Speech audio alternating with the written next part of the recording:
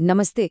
आजकल Indian aviation में ना दो बड़ी खबरें एक साथ चल रही हैं और इंटरनेट पर हर तरफ बस इन्हीं की चर्चा है। एक तरफ है इंडिगो, जो अपनी फ्लाइट्स के संकट से जूझ रहा है, और दूसरी तरफ है अडानी ग्रुप, जिनकी एक बड़ी डील ने सबको चौंका दिया है। तो सबसे बड़ा सवाल जो सबके मन में है, क्या इन दोनों मामलों का आपस में कोई कनेक्शन है या ये सिर्फ एक इत्तेफाक है? चलिए आज इसी की पड़ताल करते हैं और सच को अफवाहों से अलग करते हैं। नमस्कार, आप सभी दर्शकों का सोशियो कल्चरल चैनल में स्वागत है। तो अब आता है सबसे दिलचस्प हिस्सा। क्या हम इन डॉट्स को कनेक्ट कर सकते हैं? क्या इंडिगो का संकट और अडानी की डील सिर्फ एक इत्तेफाक है या इसके पीछे वाकई कोई कनेक्शन है? अब मन में ये सवाल आना तो लाजमी है कि अगर ये दोनों अलग अलग बातें हैं तो फिर इतनी चर्चा क्यों हो रही है? जवाब एक शब्द में है, टाइमिंग। दोनों बड़ी खबरें लगभग एक ही वक्त पर सामने आईं और बस यहीं से सारी अटकलें शुरू हो गई। लेकिन जब हम टाइमलाइन को ध्यान से देखते हैं तो पूरी तस्वीर साफ हो जाती है। देखिए, डीजीसीए के वो नियम जो इंडिगो के संकट की जड़ हैं, वो अडानी की डील से महीनों पहले पब्लिक हो चुके थे। और इंडिगो का संकट क्यों हुआ? क्योंकि वो इन नियमों के हिसाब से तैयारी करने में चूक गए। तो साफ है, दोनों घटनाओं का वक्त भले ही टकराया हो, लेकिन उनके कारण बिल्कुल अलग अलग थे। और सिर्फ हम ही नहीं, रॉयटर्स जैसी बड़ी न्यूज़ एजेंसीज का एनालिसिस भी यही कहता है। कोई भी भरोसेमंद रिपोर्टिंग इन दोनों घटनाओं को नहीं जोड़ती। इंडिगो की प्रॉब्लम पूरी तरह से उनकी अपनी शेड्यूलिंग और प्लानिंग की नाकामी थी। तो चलिए कहानी की शुरुआत करते हैं इंडिगो से। आखिर उनकी उड़ानों के साथ ये हो क्या रहा है? भारत की सबसे बड़ी एयरलाइन अचानक जमीन पर कैसे आ गई? देखिए, ये कोई छोटी मोटी दिक्कत नहीं थी। हम बात कर रहे हैं हजारों, जी हाँ, हजारों फ्लाइट्स की, जो या तो कैंसिल हो गईं या फिर घंटों लेट चलीं। अब सोचिए इसका असर कितने लाखों पैसेंजर्स पर पड़ा होगा और एयरलाइन की इमेज पर कितना बड़ा सवालिया निशान लग गया। तो सवाल ये है कि आखिर ऐसा हुआ क्यों? देखिए, इसके पीछे एक नहीं कई वजहें थीं।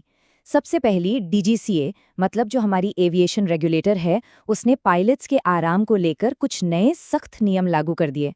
फिर पायलट्स की कमी तो पहले से ही थी, लेकिन असल गड़बड़ हुई इंडिगो की प्लानिंग में।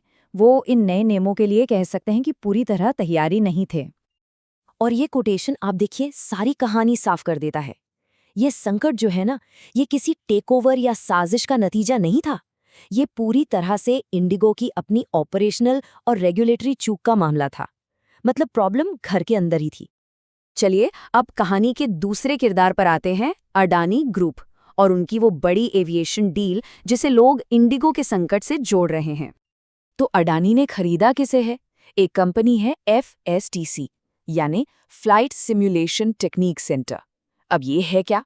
आसान भाषा में समझिए, ये इंडिया की सबसे बड़ी पायलट ट्रेनिंग कंपनियों में से एक है। ये वो जगह है जहां पायलट्स को ट्रेनिंग दी जाती है, एक तरह से एविएशन इंडस्ट्री की बैकबोन। तो अडानी ने FSTC को क्यों खरीदा? देखिए, ये कोई अचानक लिया गया फैसला नहीं है। अडानी ग्रुप ना एविएशन सेक्टर में एक पूरा इकोसिस्टम तैयार कर रहा है।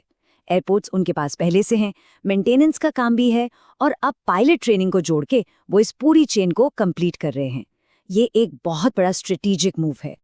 तो अब तक हमने जो भी फैक्ट्स देखे, उनके आधार पर आखिरी नतीजा क्या निकलता है? चलिए इसे बिल्कुल साफ साफ समझते हैं।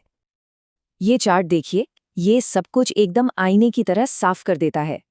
एक तरफ है इंडिगो की प्रॉब्लम, जो कि ऑपरेशनल और रेगुलेटरी है।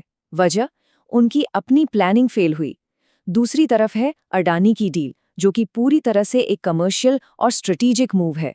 मकसद, मार्केट में अपना बिजनेस बढ़ाना। दोनों की प्रकृति, वजह और असर सब कुछ एकदम अलग है। तो हमारा आखिरी फैसला क्या है? देखिए, इंडिगो की फ्लाइट्स का कैंसिल होना ये एक ऑपरेशनल संकट था। अडानी का FSTC को खरीदना ये एक बिजनेस डील थी।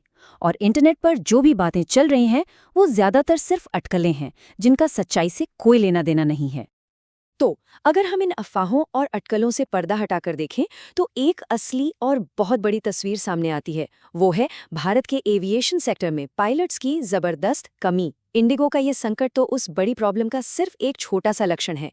असली सवाल तो ये है कि इस चुनौती का सामना कौन करेगा और कैसे करेगा। वीडियो पसंद आए तो लाइक, शेयर और सब्सक्राइब जरूर करें।